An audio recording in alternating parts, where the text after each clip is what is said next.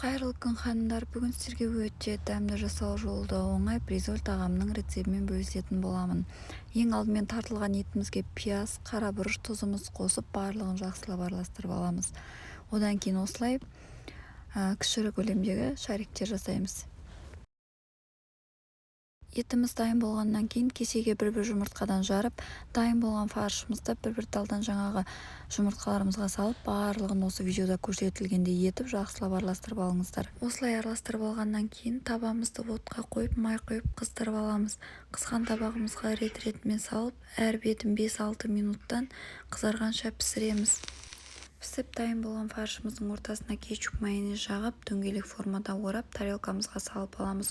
Одан кейін тағы да бетін кетчуп майонезбен әрлеп, қасына қалауларыңызша гарнирге пюре, жаңағы күріш қосып, одан кейін салат қойып тұсынсаңыздар болады. Менде гарнирге пюре болды. Етіміз жүмсақ, өте дәмді болып пісті.